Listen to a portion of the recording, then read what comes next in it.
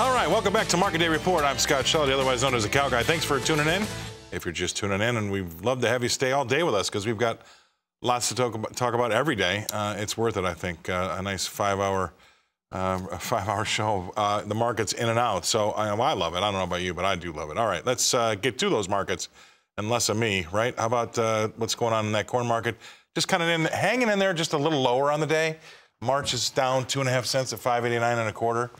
We've got, what is that, a 7-cent range in corn, which is really kind of tiny considering. May's down 2.5 cents at 5.90 3/4. If we move on to soybeans, soybeans are also quiet today, but they were quietly to the upside. We like that. Jan's up 6 3/4 cents at 12.71 1/4. We got March up 5 cents at 12.77 1/4. Moving along to the wheat. Wheat had a bad day yesterday, but it's clawing back some real estate today. 7.5 cents higher in that March wheat in Chicago. That's 7.84 1/4 last. Just about 3 3/4 cents off the highs. Maize up 7 cents as well. That's 7.89 1/2. All right. Do we continue with that same vein in the hard red wheat in Kansas City? We do. March is up 6 1/4 cents at 8.02 3/4. Maize up 5 cents at 8.03 1/2. All right. Good to see those eights. Moving to spring wheat in Minneapolis. Oh, there we go. March sharply unchanged at 10.22 1/4. Maize up 2.5 cents at 10.12. And we go out the curve. We give some all right gains, 4.5 cents and 3 1/4 cents in July and Sep, respectively. Let's take a look and see what cotton wants to give us today. It's been a little easier. It still is. 22 pips lower at 106.37 in that March contract, which then allows me and affords me the chance to bring in one of our favorite guest analysts. It's Todd Horowitz from Bubba Trading. Todd's joining us from Chicago, I believe. Yes. All right, Todd. I guess the news, I don't want to, I'll give you the floor, but I guess the news of the day is going to be CPI. What do you think? You know, I'm in Vegas at the NFR, but, you know, I tell you something, Scott, we had obviously another inflation number, which is totally a joke and ridiculous.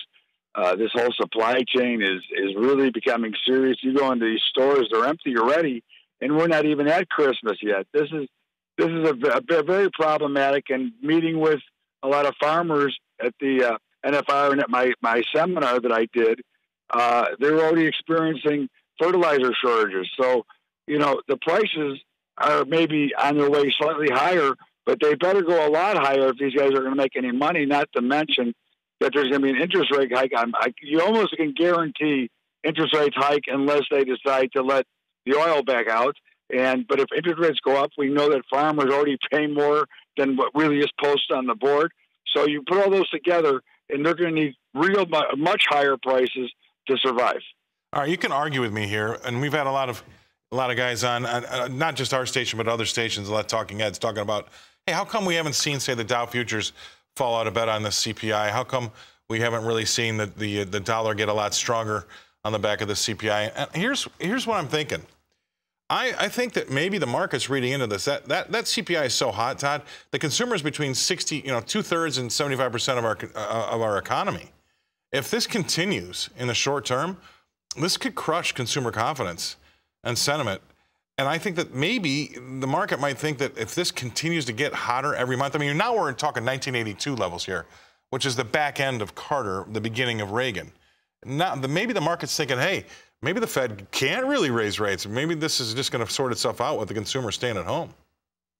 Well, I mean, you know, they may be thinking that, and it certainly could last for a while. We have to remember, Scott, that the markets are also affected by inflation that we have too.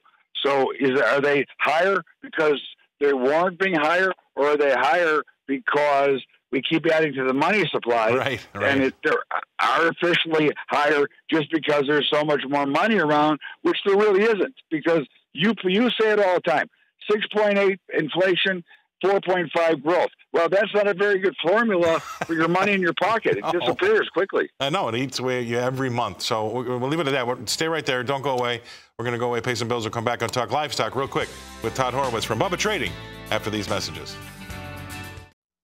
Welcome back to Market Day Report. I'm Scott Shelley, otherwise known as the Cow Guy. And again, I use that as a cheap segue to looking at these cattle markets. Let's take a look at live cattle.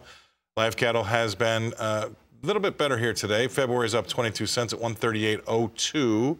But look at the range, 137.60 to 138.37. So it's very, very tight range. and we've got a small change on day. And like I said the last time, this is definitely a holiday market. We've got April up 55 cents right behind it at 141.77. So quietly in that Christmas trade. I think feeders are going to be the same way, and they are. That Jan market's up 65 cents at 164.72. March is up 75 cents at 165.82, but you look at those ranges as well, and we're fairly tight, and there's not a ton happening over there. But here, this is a nice board to bring up as far as the last of the prices go. Look at this, lean hogs forging right ahead on the way back. We had an expiry in Dees a couple days ago, but April is up, Feb's up $2.92, 80.75 is last, and that is, ladies and gentlemen, drum roll please, a new high. April is up 277 at 85.82, and that too is a new high. All right, let's get back to Todd Horowitz from Bubba Trading. He's in Las Vegas, I guess. Todd, we got about 40 seconds. What do you feel like in those livestock markets? I think we're in a holiday market, as you state. They're buying hogs for Christmas dinner.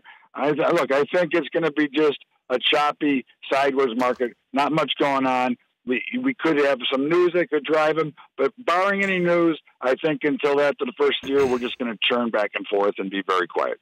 Yeah, I agree with that. And what we want to make sure, and everybody out there needs to hear it, is sometimes when you watch these markets on a minute by minute or day by day, you kind of lose the big picture, right? You get caught up in the static, or you kind of might miss out because you've been a little bit too focused on the minutia.